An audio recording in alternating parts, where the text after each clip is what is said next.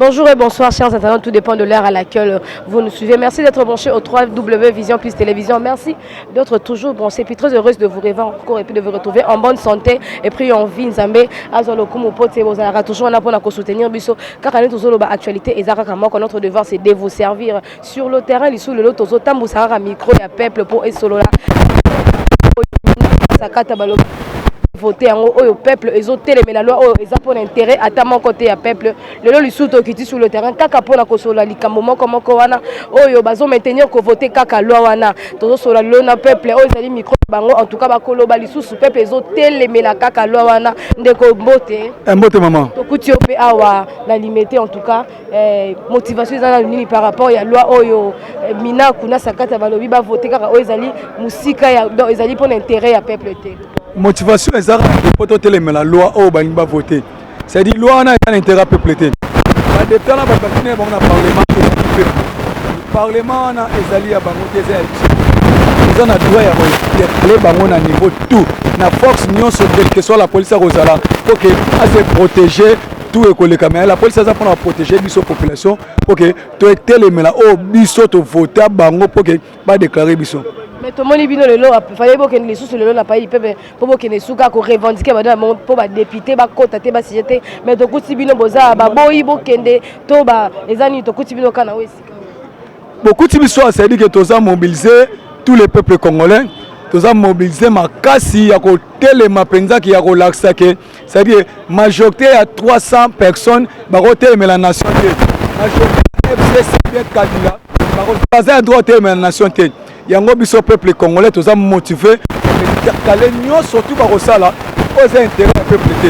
ba loi o ba nima voter kuna pour voter ba loi que policier salaire mata c'est-à-dire que soda salaire mata enseignant salaire mata docteur salaire mata fonctionnaire salaire mata ba voter ba loi o intérêt ya protéger ba criminel o ba travailler 18 ans na Kabila ba mbongo ba détournaki ye obemi na ko yango papa na a défendre mbongo na FPI et ça fait un mot j'adore à notre travail ba campagne ya PPRD na mbongo tout ya Congo ya ba société sur ya Congo lelo ba loi o ba linga voter pour intérêt et protéger bango biso to bi peuple congolais to rola la terre qui sait que da telemisa biso en tant que père de la démocratie papa Kimbangu azana biso en tant que alita pour la nation oyo a telemena la nation liwa Kimbangu e uta pour na que Congo et se développer et uta na individuité et uta na mututé et uta pour Congo et développer yango ke baboma Kimbangu en tant que biso toza ba Kimbangu toza ba tisekediste ba congolais nyonso en tant que les seuls papa o les papa nyonso ya Congo les seuls papa o asali lit ya solo o nzambe na sel likolo yebi eza Etienne Tshisekedi et tant que Tshisekedi atiki ba tisekediste to ko linga loana eleka ata mukete soki armée na biso o lelo yango lelo ke état de zali baza ya poso boma biso to parvenir ke bango so ba boma biso te bandeko na bango ba boma biso to so bundela bana na bango o lelo policier alalaka na se azangata etoko pambo azangata nini o lelo soda alalaka na se azangata draft finika pambo ba bunda bitumba est ba voter loi ke guerre est si là c'est normal soki bazana amour na affection na petit ya nation oyo ke ba voter loi ke guerre est si là majorité o bango balingi ke ba voter ba loi na ba uti 18 ans obe minako asali 7 ans président assemblée ba voter loi na te pona nini et tant que président Tshisekedi azana ba idée ya bien azana vision ya bien to sali 18 ans ngai na coopéraka na profiter loko moko te na 18 ans ya Kabila na sombi eta chaîne ya pambo te ya $10 na nini ya Kabila majorité bino groupe que FCC autorité morale a bloqué mboka ke pona bina bino bonga biso peuple te c'est que na senga tous les peuples congolais tellement tous les Tshisekedistes tous les Kimbangu tellement to laksa bango ke Congo za ya ba congolais Congo za ya étranger te fait aussi na président Etienne Tshisekedi Félix Antoine président ba congolais Kinois toyebi tata na ye na mama na ye toyebi koko na ye toyebi noko na ye Congo la tellement to boy ke lobby jeunesse na biso yo bana biso biso to sibi 18 ans Kabila to se trouver na rien jeunesse congolais eza malheureux bakalukeli so malheur ezali baza majorité baza baprofesseur ya bauniversité mais moko te ke batravaille na kalila oyo lelo congolais azomona ke jeune oyo papa oyo asalaki mpo na intérêt nation. Tu comprends que oui, les Rwandais et Burundais, nous sommes là pour intercaler nyonso au Borosala. Oyo koya na butu na moi. Biso tozo bunda na moi. To sengi pe bino poto yoki des gens. Ngana mwana ngaba. Nazali guerrier ngaba. Ngamna simi ngaba. Na osenga ba chaîne ngaba. Na monde abino. Na ba fasta bilo na monde bino. Lebo sangala ba peso ba machette. Na ba 20 000 francs. Na bona tana ba komo na 10 ans. Please. Nanga batina lo babo elekana te pe ko ngai shiki ndalobon comme nanga shiki kisilika cha malamu lembo tisekediste oya komeka atala mama oya koleka sa mama na e ngata na oke mo 20 000 francs c'est ko tamba na bano bana bien bien ça bien ko fitela kandako mana ba pale na no bien na bino pepe ko sa biso to mala ba kangul ko ok, tu es le Congo, tu es la nation, Bolukaka Bisso, nous avons intérêt à tous les peuples congolais à pouvoir bénéficier.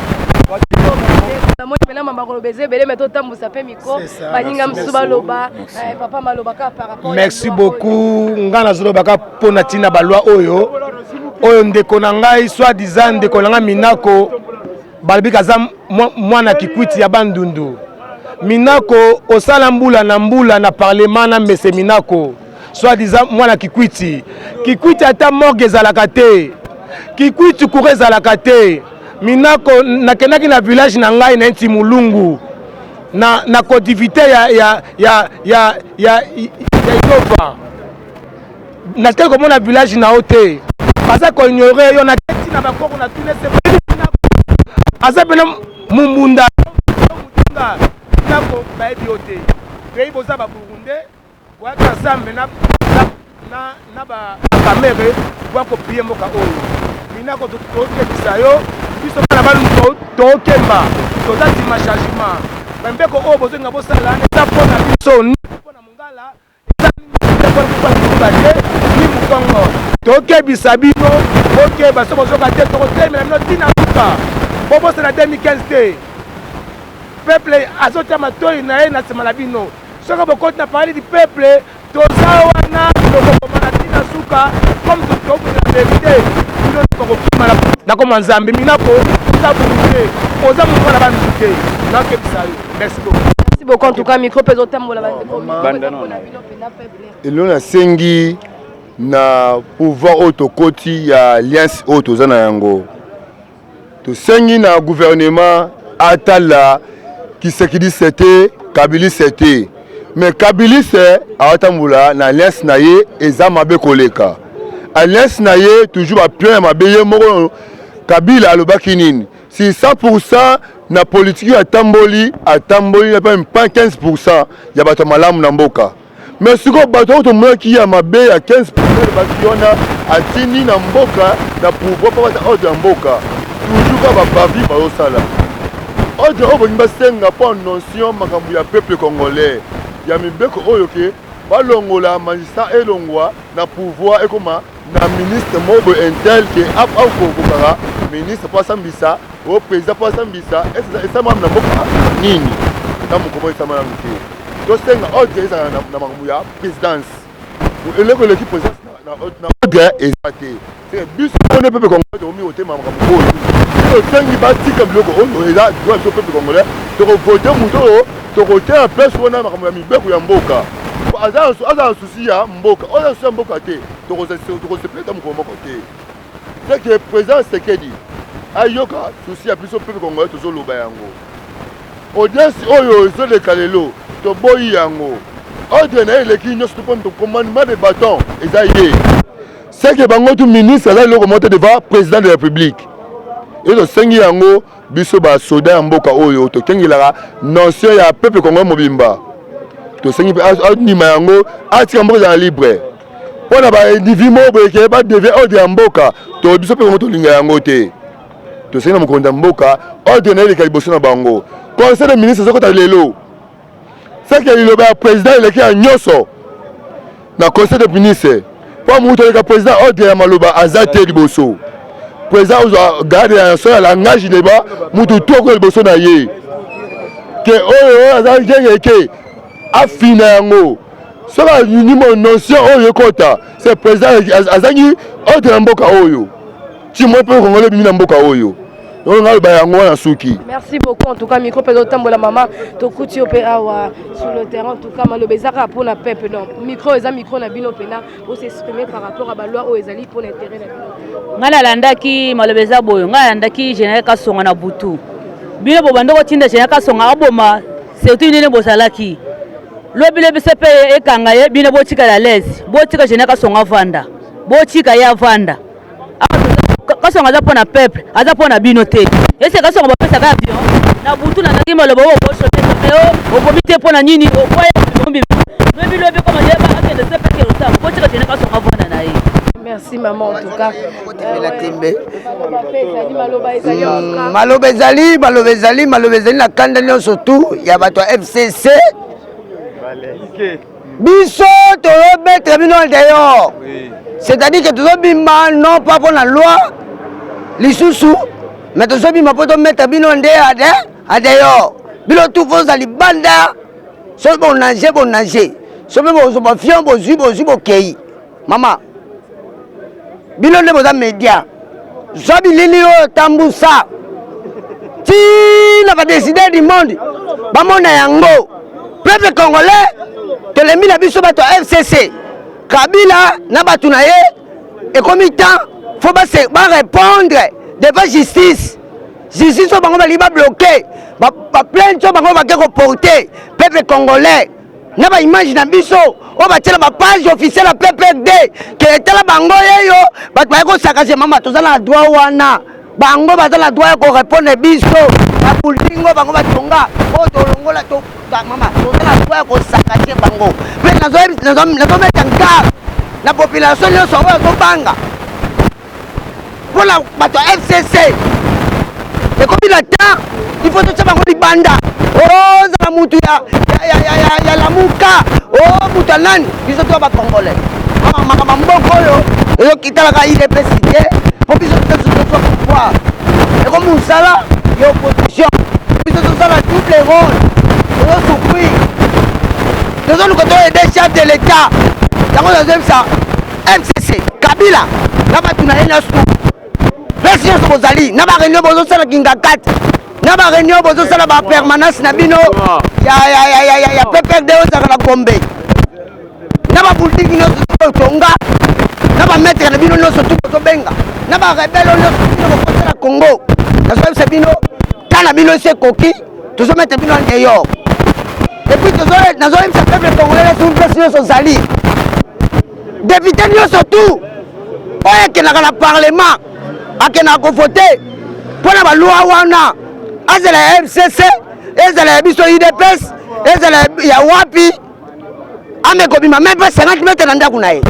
jusqu'à nouvel ordre na ordre ya peuple congolais pour biso de voter Fati pour biso de voter ba député pour biso de voter ba gouverneur pour biso de voter ba tunas tuwana mama na ngai tamusa message oyo na bisi FCC na mimi mulana ozomeka musapi na muzindo kokanga na yo na télévision eza ya balabala te yakane na balabala tokuta na fara pote ba force na yo soki bomona za minduki boya nango na obo bomba na kinga kati na bandao na bino ba revolver obo zaka nango po boya bo mapepe congolais toza prêt pour la battre bino mama to comme na kanda ko sakana te opération de bindaku ezo continuer opération de bindaku ezo continuer pour les ordres de peuple congolais mama baliba sali pouvoir être Tshisekedi a quoi na combat oyo Tshisekedi a quoi ta combat oyo pour la minaku keba la père na mete ya ga so bana bakena na poto biso bakena na poto wana te to la tape ya poto te pour to la terre servir mboka na biso. Je pense que le message na lobby so bato Kabila na Kabila pèse bazali ne ba mela ba champagne ero ke ba gagner. Merci beaucoup en tout cas, merci.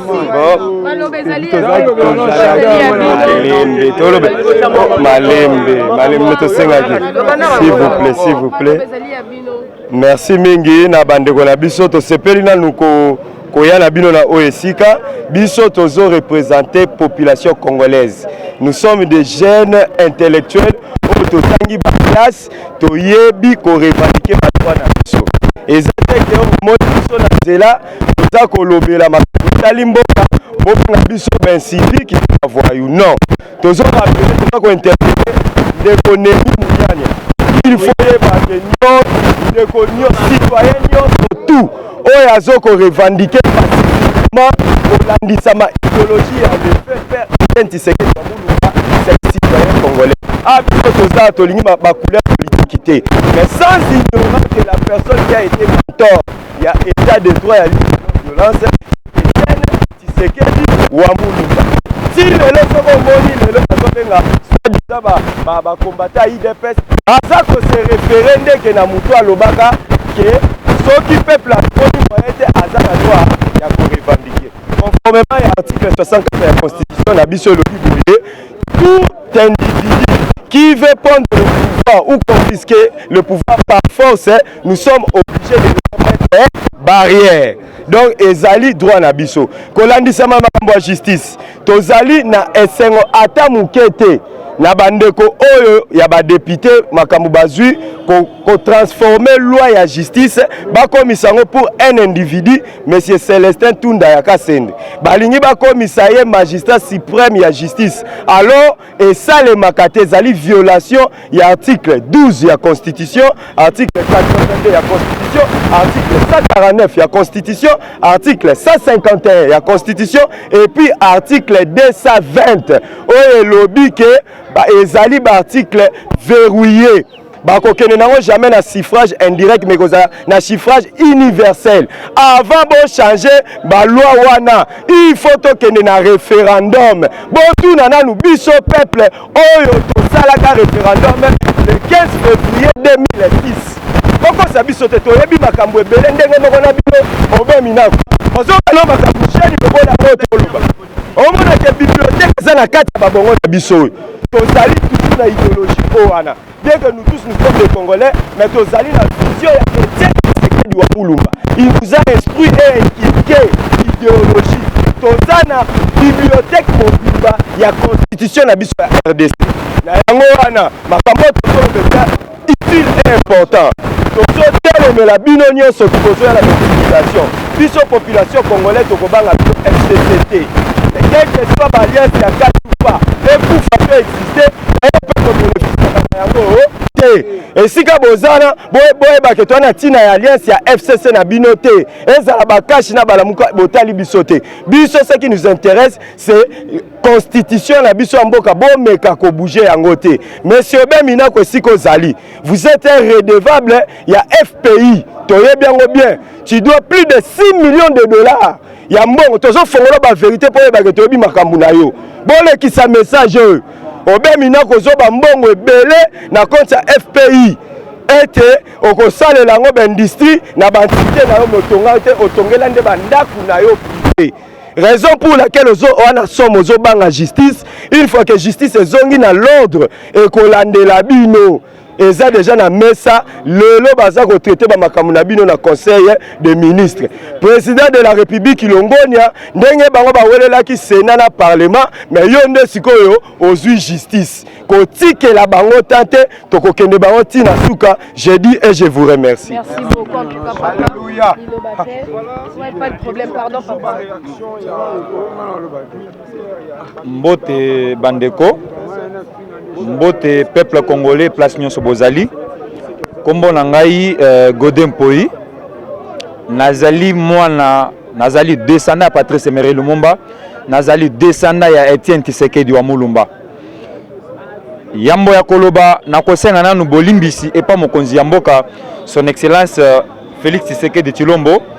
lokola ngai ndeko nao na parvenir ya ko respecter ba geste barrière te nasali yango bongo pona nini na se référer na maloba ya pasteur Martin Luther King où ya loba que nous avons la responsabilité morale de dire non à toutes les lois injustes. Voilà pourquoi bandeko ya FCC bae ko tumbola bapota oyo eza nanu mobesu. Après avoir lelo oyo justice elingi esala mosala nango, FCC na canal ya Obé Minaku bazui décision ya kolekisa frauduleusement mibeko wana parce que bazo miloba ke baza majoritaire balekisa yango pour ba gérer ba magistrat. Voilà pourquoi biso peuple congolais ndenge toza boye sans tendance politique. Donc tant tozo le peuple congolais tozo tala batu oyo bazana idéologie agissante ya Etienne Tshisekedi wa Mulumba, le peuple d'abord. Na makambu nyonso bazana kati ya kosala na palais du peuple, biso nde batu totinda bango kuna. Biso peuple to pesa bango mandat ba kende kosala musala pona ba intérêt na biso. Lokola tomoni ke ba intérêt na biso peuple ezana kati ya musala na bango te. Voilà pourquoi totemeli bango pona koyebisa bango ete 1 mibeko oyo minako ba proposer na sakata et kolekate Dédé boko nyata lisusu na parler du peuple te jusqu'à nouvel ordre ndenge bandeko na biso oyo baleki liboso nanga ba oti oloba boko nyata te. S'il s'agit de la mort, nous allons accepter. Pour nanga na lobaka boy. La mort c'est un cadeau. Pourquoi? Parce que la lutte que je suis en train de mener est noble et la prison c'est une maison pour moi. Ceux qui le lo Kabila na batu na bango ba utiliser ba infiltrer bazana kati armée ba tienga na kati ya prison na ko sepela parce que zanda kuna ngai ceux qui peut bobomi biso to kosi la pété parce que combat auto zana kati ya komene eza combat ya siècle ceux qui biso to koki yango te bana na biso ba kokoka yango mais ce qui est vrai le peuple doit gagner le peuple gagnera toujours. Monsieur Obé Minaku ensemble na équipe na bino nyonso to sengi binote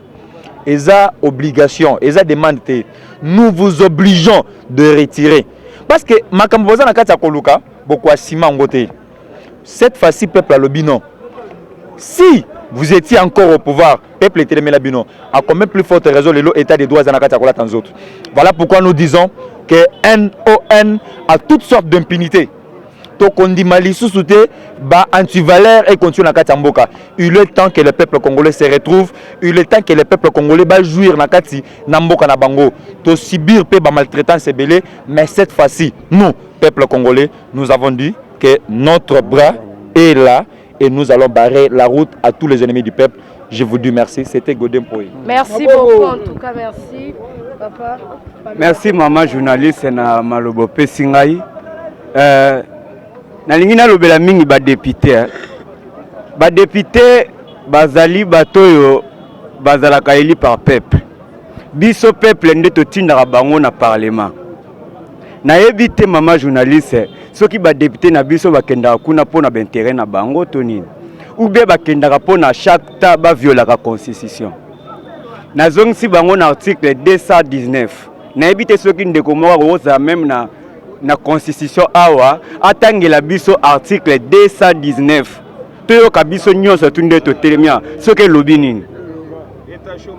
tolobi boye article 219 elobi très bien eza clair elobi ke na ta ya guerre na ta ya crise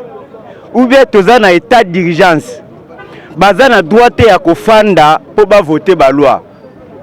wana article 219. Mais bango bazo continuer toujours ko violer constitution toza na problème ya coronavirus tangela biso na article 219 mama permettre biso atangela biso article 219 na constitution na biso article 219 aucune révision ne peut intervenir pendant le temps d'urgence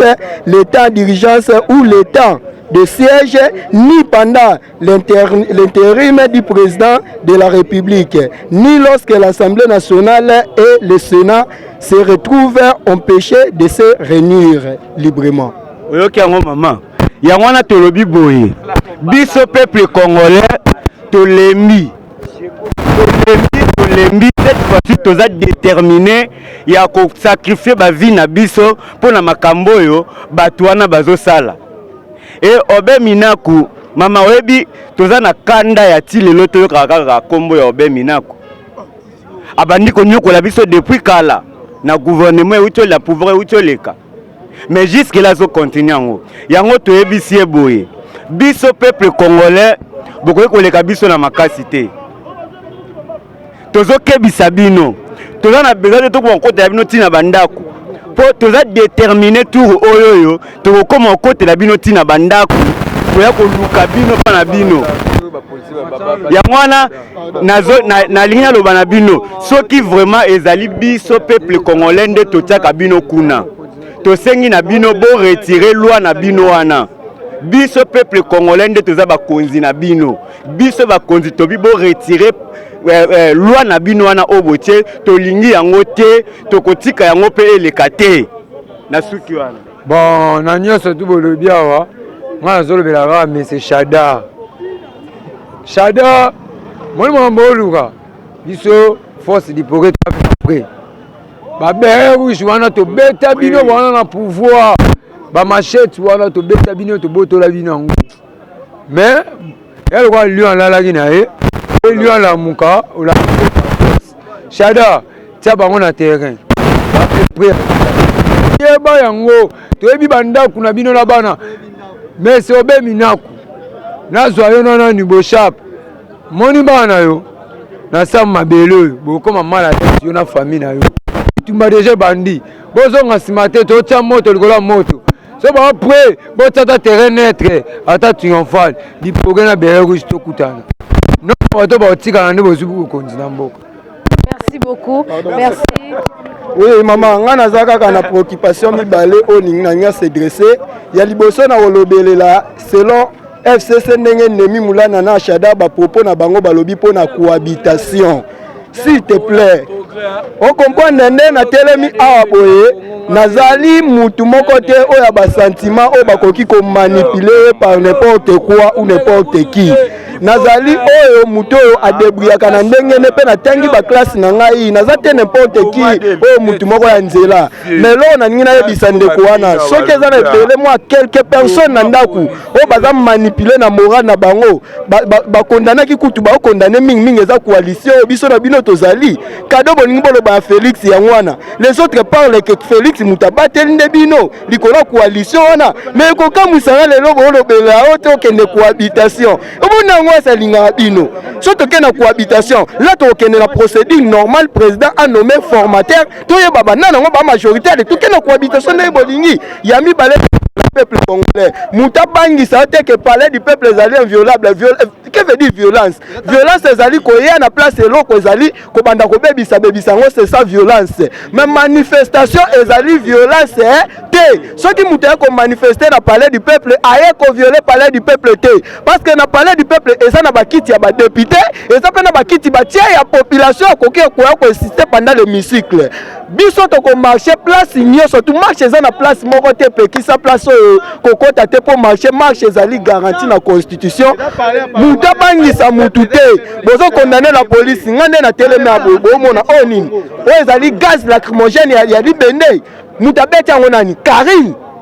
Karine yako kita sur le terrain avec inscription ya FCC babi kende bomata 4 personnes malgré tout biso ne to bima ba machana to na ba groupe ya bato to ba muta mabe kiti sur le terrain to yaka to contacter to boma biloko ne nyonso tout ekufaka to yaka babe na ndenga ba jeter mais Karine zela pardon maman na yebisa Karine boy de Sarochi d'être mon chef de l'état kota ki biso ofanda na biso na nke moi mboka koti tota non ndenga gérer mais to mo siko komi siko biso moko to ba notimbela ba masolo to ba notele mena non nga bo masongolo alanda yepe obi vengeance populaire s'il te plaît Karine Rotel le matin à 80 000 soldats na minduki eta double chargeur. Merci beaucoup. Merci beaucoup en tout cas, merci beaucoup très chers internautes, merci beaucoup dans le monde entier. Donc comme il pendant na souka bomoni que peuple ezali vraiment en colère par rapport à la loi oyo ndeko sakata na ndeko obemina ku bazoluka ba voter ezali na peuple de rester toujours branché dans Vision Plus Télévision et si vous informez Kabino ba image oyo ezali le prix